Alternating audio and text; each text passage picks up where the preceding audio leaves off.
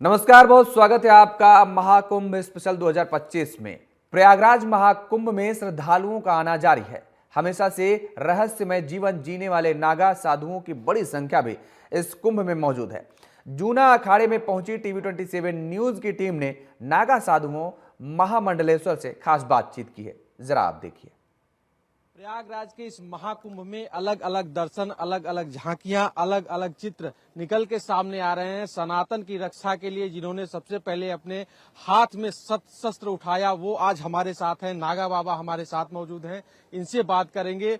बाबा, सनातन का सबसे बड़ा पर्व, सबसे बड़ा त्योहार महाकुंभ का आगाज हुआ है। इस महाकुंभ को लेकर के आज क्या कहेंगे आप? इस महाकुंभ को लेकर से 2025 हमारे गुरु महाराज ने हमें छोटा सा नाम दिया, सनातन गिरी नागा बाबा, और हम सनातन धर्म की रक्षा के लिए ही हमारा अवतार हुआ है और गुरु मूर्तियों के चरणों में इसीलिए हमने शिक्षा दीक्षा प्राप्त की सनातन जूना अखाड़े से कि हम सनातन धर्म की रक्षा कर सकें। इसीलिए हमारे गुरु मूर्तियों ने हमें एक हाथ में माला और एक हाथ में भाला, शस्त्र और शास्त्र की दोनों की ही शिक्षा दी है। शस्त्र जब हमारे शास्त्रों की रक्षा न होती हो तब शस्त्र काम करता है, माला और भाला। तो जब हमारा माला हमारा भजन करने के लिए दी गया, माला हम लोगों को भजन करने के लिए, और शस्त्र दिया गया लोगों को समझाने के लिए, सनातन धर्म की रक्षा करने के लिए और अपने से गरीब भाइयों की रक्षा करने के लिए। और ये 2025 कुंभ मेले में सभी भक्तों का हार्दिक स्वागत है। सभी भक्त लोग आए और अपना आधार कार्ड जरूर लेकर के आए, बगैर आधार कार्ड के ना आए। और सभी लोग संत गुरु मूर्तियों के दर्शन करें। यहाँ विभिन्न विभिन्न राज्यों से संत गुरु मूर्तियां विराजमान हैं, तो सभी लोग आए और संत गुरु मूर्तियों के दर्शन करके अपने जीवन को पावन पुनीत बनाए, माँ गंगा मैया की स्नान करें। और ये हमारे जूना अखाड़े की धर्म ध्वजा, जहाँ पर हमारे देवता विराजमान होते हैं, इस ध्वजा के नीचे से जो भी नागा साधु जो नागा बनाया जाएगा तो पहले इस धर्म की ध्वजा में उसको लाया जाएगा। यहीं से नागा साधु बनाए जाते हैं। तो यहाँ हमारे देवता विराजते हैं और हम इस्लाम, यहाँ गैर सनातनियों का आना वर्जित है। तो यहाँ कोई भी गैर सनातनी नजर में नागा सन्यासियों के ना आए। जो भी गैर सनातनी यहाँ प्रवेश करने की कोशिश करेगा तो नागा सन्यासी उसे कड़ी से कड़ी सजा देंगे। और जिसके मस्तक में, वैसे तो सभी को तिलक लगाना चाहिए, क्योंकि मस्तक में तिलक लगाने से कहते हैं कि अकाल में तू वो मरे जो काम करे चंडाल का, और काल उसका क्या बिगाड़े जो भक्त हो महाकाल का। तो हमारे अगर मस्तक में तिलक है तो हमारी अगर अकाल मृत्यु भी सामने से आ रही है तो वो भी एक बार टल जाएगी। तो हमारा सभी हिंदू भाइयों से कहना है कि मस्तक पर तिलक और हाथ में कलावा और हर हर महादेव का नारा। बोले सत्य सनातन धर्म की, सत्य सनातन धर्म की, सत्य सनातन धर्म की। श्री पंथदास नाम जूना अखाड़े की, श्री पंथदास नाम जूना अखाड़े की, श्री पंथदास नाम जूना अखाड़े की। गिरनारी महाराज की, गिरनारी महाराज की, गिरनारी महाराज की। इस्लाम का विनाश हो, इस्लाम का विनाश हो, इस्लाम का सनातन धर्म की। नमः पार्वते पते हर हर महादेव। नागा बाबा, एक चीज और जानने की कोशिश करेंगे कि यहाँ पर प्रयागराज में जो महाकुंभ का आयोजन हुआ है, इसको लेकर के सरकार हर कदम पे कहीं न कहीं सबसे सलाह लेती गई कि क्या कुछ व्यवस्थाएं की जाएं, कैसे सुविधाएं दी जाएं। इस मेले की, इस बार जो प्रयागराज में महाकुंभ लगा है 144 साल बाद, अद्भुत योग, इस मेले में जो व्यवस्थाएं हैं सरकार की, कैसी लगी आपको? देखो, सरकार की तो व्यवस्था जारी है, लेकिन सरकार भी कहाँ तक करे। हमारे जो है नागा साधु भी कर रहे हैं। हम कोई सरकार की टिप्पणी और कोई उस तरह की चीज नहीं निकाल रहे हैं, क्योंकि सरकार, इतना बड़ा मेला क्षेत्र है, ये तो कुंभ मेला समाप्त होते होते भी इसका कार्य होते ही रहना है। कार्य कभी पूरा नहीं हुआ है, क्योंकि ये बड़ा पर्व है। इस पर्व का सरकार जो भी है सारी सुविधा कर रही है। हम तो सरकार की कोई टिप्पणी नहीं कर रहे हैं। एक आखिरी सवाल जानने की कोशिश करेंगे कि यहाँ पर देश में और देश के बाहर जितने भी सनातनी हैं उनके लिए क्या कुछ संदेश देंगे, क्योंकि कहा गया है धर्मो रक्षति रक्षता। जो भी हमारे देश के सनातनी हैं, तो सभी, हमारा कहना है कि सभी सनातनी एक रहेंगे तो सेफ रहेंगे, और बटेंगे तो कटेंगे। तो हम सब सनातनी एक रहें और सनातन धर्म की जय जयकार करें और सनातन धर्म का झंडा लहराएं। और हिंदुओं को भी, जो मुल्ले लोग हैं, उनको जो है उनका धर्म परिवर्तन करके हिंदू बनाएं।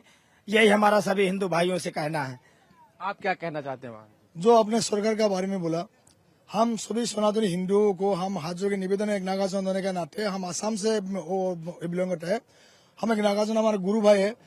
ये जैसे हमारा सनातन धर्म में जैसे शादी विवाह होता है ना, हर एक मतलब रिश्ता परिवार आता है। ये संगम भूमि में चारों तरफ से साधु संत महात्मा लोग आया, सारों मठों का साधु संत महात्मा लोग आया। ये सबका दायित्व है। सरकार जोगी बाबा जो कर रहे हैं ना, जोगी बाबा का हाथ में सबको मतलब सपोर्ट करना चाहिए।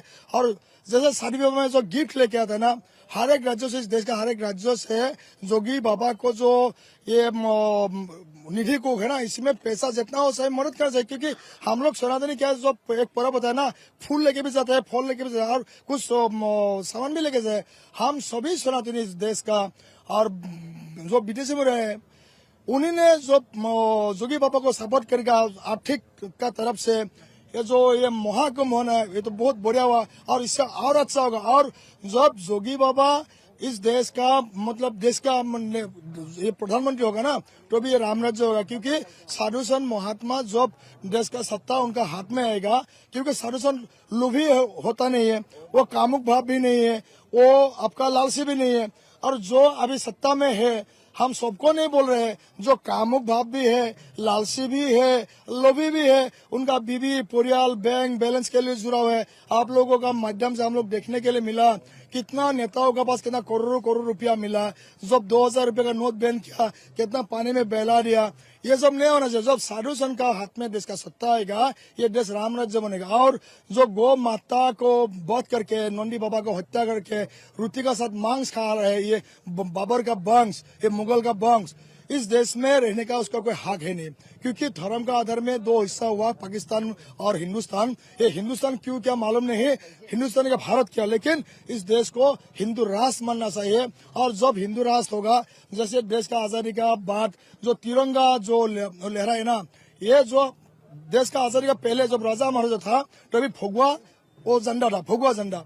इस देश में जब आजादी हुआ, भगवा झंडा को छोड़ के क्यों किसी ने एक तिरंगा किया इसी समय, वो अभी हम कुछ उनके लिए हम नहीं बोल रहे। हम तो अभी देश में है, तिरंगों को हम सैल्यूट कर रहे हैं। लेकिन जिस दिन ये राम राज्य होगा, हम लोग भगवा ध्वजा लहराएंगे, पूरा पक्का 100%। नागा साधु लोग, हम लोग मरने के लिए भी तैयार है, मारने के लिए भी तैयार है। शांति में रहो तो राम राज्य मिलेगा, अशांति होगा तो खून का नदियां बहना के भी हम लोग क्षमता रखता है।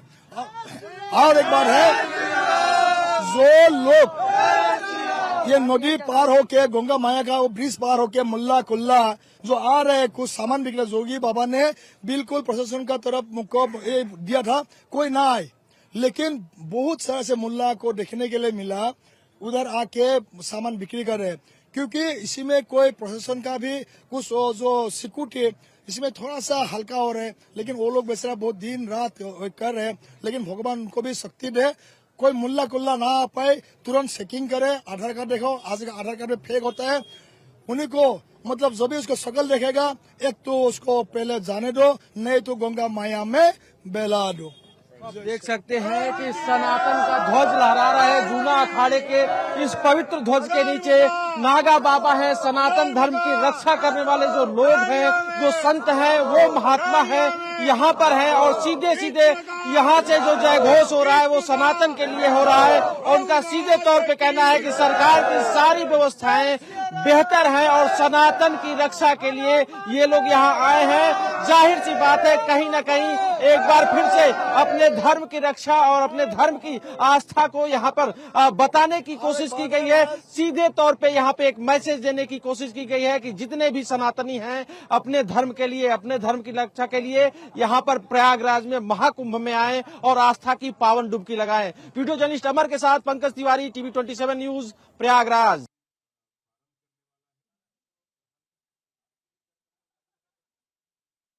प्रयागराज के इस महाकुंभ में अलग अलग प्रदेशों से संत महात्मा यहाँ आकर के आस्था की पावन डुबकी ले रहे हैं। एक तरह से देखा जाए तो जो संत समागम कहा जाता है प्रयागराज और संगम की रेत पे, वो यहाँ दिखाई दे रहा है। अलग अलग प्रदेशों से लोग आए हुए हैं। राजस्थान से भगवान पुरी जी महाराज हमारे साथ इस समय हैं, जो आए हैं यहाँ कुंभ में, अपने इस कैंप में हैं, अपने अनुयायियों के साथ हैं। इनसे बात करने की कोशिश की जाएगी। महाराज जी, सबसे पहले टीवी 27 न्यूज में आपका स्वागत है। धन्यवाद आपको। प्रयागराज की धरती पर महाकुंभ कहा जा रहा है कि 144 साल बाद ये महायोग आया है। कुंभ तो हमेशा लगते रहते हैं 12 साल पे महाकुंभ, लेकिन ये अद्भुत योग है। क्या कहेंगे इस कुंभ को लेकर के आप? कुंभ के यही कहेंगे कि हमारी संस्कृति के जो सतयुग में जो समुद्र मंथन होता है, उससे तब से लेकर के फिर वो एक अमृत कलश का जो झगड़ा हुआ था, और आसुर बाहुबली ज्यादा होते हैं और देवताओं के पास इष्ट का बल होता है, तो आसुर लोग उस अमृत के कलश को लेकर के भग गए। फिर उन्होंने प्रयास किया कि भाई हम पी लें, तो उन्होंने उस प्रयास में 3 जगह रखा, तो वहां तब तक वो पहुंच जाते, उनका एक मता हुआ नहीं अमृत पीने का आसुर भाव वालों का, तब तक देवता लोग पहुंच जाते पीछे से। तो फिर वो उस गड़े को लेकर के फिर आगे भगते हरिद्वार में लास्ट में पहुंचे, तब फिर देवता ने सोचा अगर ये तो अपने समझ से बाहर हो गया, ये मानेंगे तो नहीं। तो फिर भगवान विष्णु से उन्होंने प्रार्थना की, भाई महाराज ये अमृत तो निकल गया समुद्र मंथन से, पर ये बाहुबली लोग आसुर भाव वाले लोग हमें तो नहीं देंगे। तो भगवान विष्णु ने उन सब देवताओं की विनती सुन करके मोहिनी रूप बनाया और एक सुंदर सी स्त्री बनकर प्रकट हुए, और वहां प्रकट होकर के फिर देवताओं का ऐसे सारी बात सुन करके आसुरों के पास गए। आसुरों के पास में क्योंकि शारीरिक बल होता है, तो वो फिर उसको मोहिनी रूप देख करके और प्रभावित हो गए, और उन्होंने सारे के सारे आसुरों ने ये तय कर लिया कि वो ये अमृत कलश तो हमको मिल ही गया, इसके अलावा ऐसी सुंदर स्त्री भी हमारे पास होनी चाहिए, और उससे काफी मोहित हो गए। मोहित होकर के वहाँ आपस में उसके पास, भाई तू भी हमारे पास में रहेगी इत्यादि। तो उसने कहा भाई देखो मैं तो रह तो जाऊंगी, लेकिन मोहिनी रूप भगवान विष्णु ने कहा मैं तब रहूंगी तो आप लोग सबके सब मेरे अनुशासन में मेरी बात मानोगे तब रहूंगी। हाँ बोलो ये तो बात संभव है। तो फिर जब ये बात तय होगी, आसुर सब उससे प्रभावित हो गए, उनका भाई हम सब कुछ तेरे अनुसार ही कर चलेंगे। तो फिर एक बड़ा से बड़ा, भाई तुम्हें सबसे बड़ा कौन है आसुरों में? तो उसने अपने नेता को भेजा, नेता उसने कान में बता दिया, पहले बोला उस घड़े में जो पतला पतला अमृत है ना ऊपर ऊपर का, वो तो देवताओं को पिला देती हूँ, तुम्हें लास्ट वाला जाड़ा जाड़ा पिलाऊंगा, इसलिए आप डरना मत। बोले हो ठीक है। इस प्रकार से ये एक प्रकार का एक बाउंड चला, और चलते चलते जब सारों को बांटने लगे तो लास्ट की लाइन में चंद्रमा और सूर्य के बीच में राहु आके छुप करके अपना वेश बदल के बैठ गया। अब जो ही उसके हाथ में अमृत का वो पहुंचा उसका प्रसाद, तो फिर उन्होंने दोनों ने शिकायत की, बोले महाराज किसको दे दिया, ये क्या करेगा? तब तक भगवान विष्णु ने अपने दृष्टि से देखा तो भाई तो राक्षस है, राहु है। तो फिर उन्होंने अपना चक्र सुदर्शन ताल दिया, पर चूंकि अमृत को टच हो गया था उसका शरीर, इसलिए कट तो गया, लेकिन सिर का राहु और धड़ का केतु बना, जो आज भी सूर्य चंद्र को लग रहा है। वही मंथन उस ग्रह और नक्षत्र का योग आने पर उन चारों जगहों पर, क्योंकि जो घड़ा था वो मिट्टी का, और मिट्टी के घड़े में पानी भरेंगे तो वो भी धीरे धीरे बूंदे उसके रिसेगी, तो ऐसे ही कुछ बूंदे इस 4 जगह रखने से इस धरातल पर टपक गई।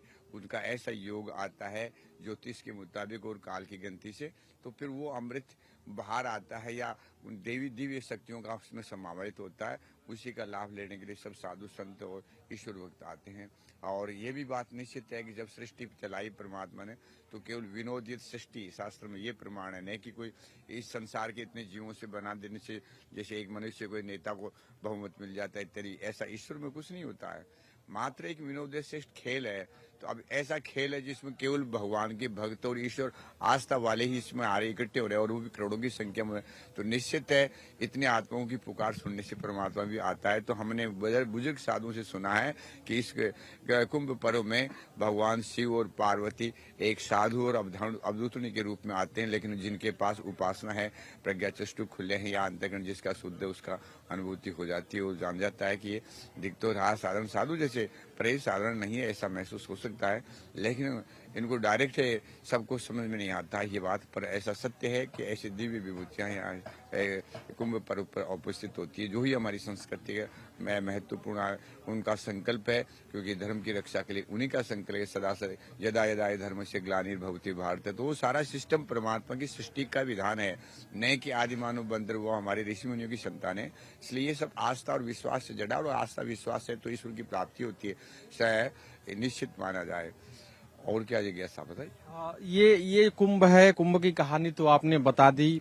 जूना अखाड़ा जूना अखाड़ा यानी जूना अखाड़े के बारे में पुराने लोग तो जानते हैं, लेकिन नई पीढ़ी जूना अखाड़े के बारे में क्या कुछ, जूना अखाड़ा क्या है, कैसे है, इसके बारे में बताएं ताकि नई पीढ़ी भी जाने। शंकराचार्य ने जब धर्म का प्रचार किया तो उनको कई बातें, कई जगह ऐसी भी है जो बाहुबली लोग मिले, जो कि शास्त्र के तर्क को नहीं मान रहे थे और सत्य के तर्क को नहीं मान पा रहे थे, तो फिर वो बाहुबली होते थे। तो कुछ राजाओं को भी उन्होंने अपने शिष्य बनाया ताकि धर्म का प्रचार जल्दी हो सका।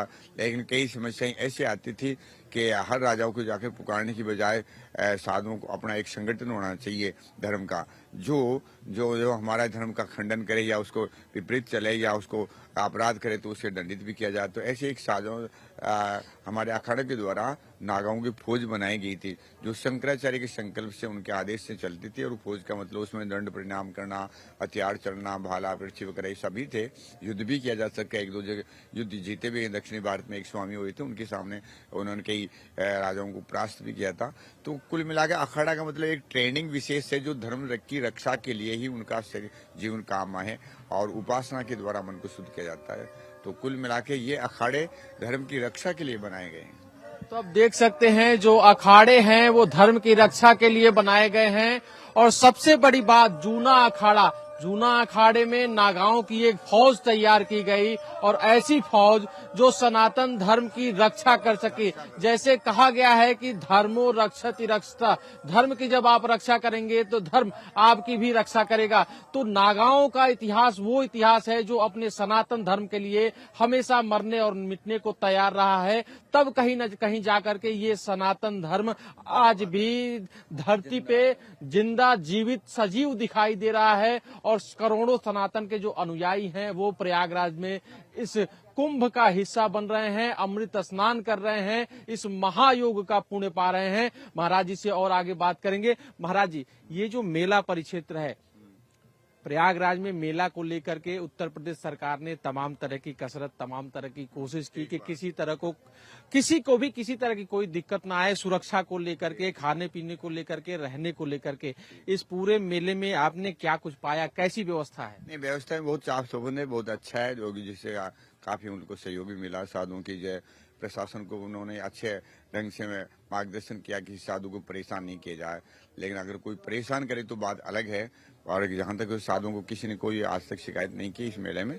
जो भी कहीं से भी आ रहा है, देर से आ रहा है, लेट आ रहा है, उसकी भीड़ भाड़ में भी कोई समस्या है तो प्रशासन ने उनका सबका सहयोग दिया है। सभी साधु, कहीं से भी कोई गलत रिपोर्ट नहीं है। इसका मतलब योगी जी ने बड़ा अच्छा उनको मार्गदर्शन किया है। और जैसे एक आस्था और विश्वास से लोग आए, वैसे ही प्रशासन भी हमारा सहयोग कर रहा है। एक आखिरी सवाल जानने की कोशिश करेंगे। आप भले राजस्थान से यहाँ आए हैं, लेकिन इस सनातन के महाकुंभ में पूरे देशवासियों के लिए, सनातनियों के लिए क्या कुछ संदेश देना चाहिए? संदेश यही है कि हमारी संस्कृति सारे विश्व से पुरानी है। और ये अमेरिका, इंग्लैंड और अथवा मुसलमानों की संस्कृतियां अर्वाचीन है। इनके पास दम नहीं है, न प्रमाण है उनके पास, हमारे पास प्रमाण भी है। और हमारी संस्कृति ये कहती है कि तुम भोगवादी नहीं हो, केवल आप ईश्वरवादी योगी बनो। और शरीर छोड़ने से पहले ईश्वर क्या है और जीवात्मा क्या है और परमात्मा, जीव जगत और ईश्वर, ये तीन प्रश्न हल करे तो आप सच्चे सनातनी हो, सच्चे हिंदू हो। क्योंकि अपने आत्मा को अधोगति में पहुंचाने की बजाय परमात्मा का साक्षात्कार करके उसमें विलीन ईश्वर से प्राप्त होकर के ईश्वर ये विधान में वापस चले जाना। क्योंकि सारे ही जीव सृष्टि से पहले ईश्वर में ही थे, परमात्मा में ही थे। बाद में परमात्मा ने खेल रचा और उस माया से प्रभावित होकर के जीव फंस गए। जैसे संकादिक है, एयोनिज कहलाते हैं, वो इस माया की प्रपंच से बाहर थे। जब सृष्टि आरंभ हुआ तो संकल्प की सृष्टि में आ गए, एयोनिज, बिना किसी माता पिता के हुए। तो वो भी हमारे सनातन के आदर्श है। तो सन्यास भी इसी का प्रतीक है, क्योंकि निवृत्ति मार्ग का सन्यास है। लेकिन हमारी संस्कृति में विशेष बात यह है कि पूरे विश्व में एक गृहस्थ, एक सन्यास, दो विकल्प हमारे सनातन में ही है।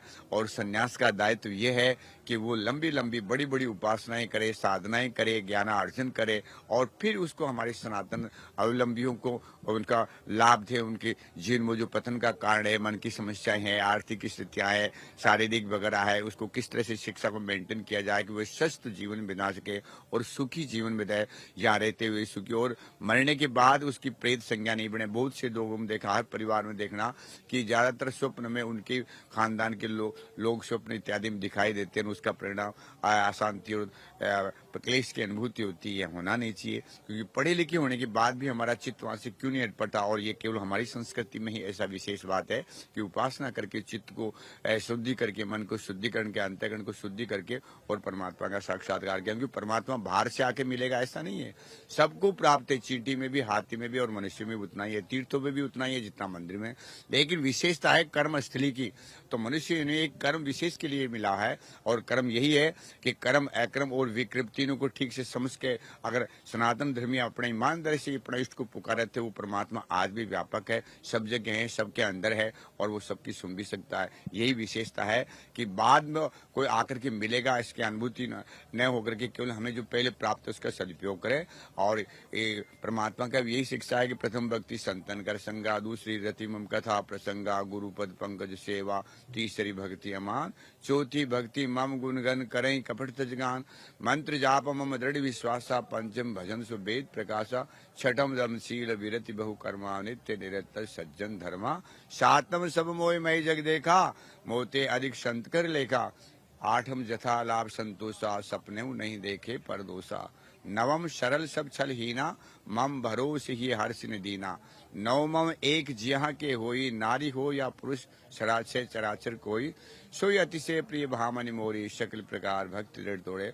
और लास्ट में बताते मम दर्शन कर, खुद परमात्मा की बात है, मम दर्शन कर फल अनुपा, जीव पाव निज सहज स्वरूपा। यानी हमें जो पहले से ही परमात्मा की एक दिव्य चेतना प्राप्त है उसको अनुभव करना है, और अनुभव नहीं होने में केवल जगत की प्राणी और पदार्थों में जो सुख लेने की धारणा वो अवरोध है, और उसको अंतःकरण कहते हैं। और इसको शुद्ध करके ईश्वर तक जाने का यही सच्ची भक्ति होती है, यही सच्चा सनातन में पैदा होने का, और यही एक मनुष्य में प्राप्त करने लायक है। क्योंकि कमाना खाना बच्चे पालना तो हर योनि, गाय भैंस कुत्ता बिल्ली सुअर चींटी पक्षी जहाँ भी जाएगा जीव, वहाँ ये सब उसके पास स्त्री पुरुष का संबंध भी होगा, वहाँ बच्चे भी होंगे, वहाँ लड़ाई झगड़ा भी होगा, भूख भी लगेगा, सारे ही समिति में होंगे। लेकिन मनुष्य में भी ये सब होंगे, पर मनुष्य इसको करते हुए ईश्वर तक जा सकता है। ये एक विशेष की परमात्मा की गॉड गिफ्ट है इसको। अगर ऐसा नहीं किया तो समझ लो आप सब कुछ करोगे लेकिन पशु जैसा जिंदगी आपके साथ में रहेगी। लेकिन जो आप उस प्राणी और पदार्थों से सुख लेने की धारणा वो मिथ्या साबित होगी। उनमें वास्तव में कुछ समय के लिए सुख मिलता है, स्थायी सुख नहीं होता है। और जीव की यही समस्या है कि मैं ऐसा सुख प्राप्त करूं कि वो फिर कभी मेरे से बिछुड़े ही नहीं, तो वो केवल परमात्मा की कृपा से ही प्राप्त होगा। अन्यथा अपूर्णता अभाव तत्जनित ये मन के दोष है। सामग्री खाने को है, पहनने को है, मकान भी अच्छा है, लेकिन मन अशांत हुआ तो इस समस्या का समाधान केवल परमात्मा की प्राप्ति से पूर्णता का लाभ होगा, अन्यथा नहीं। ठीक, धन्यवाद।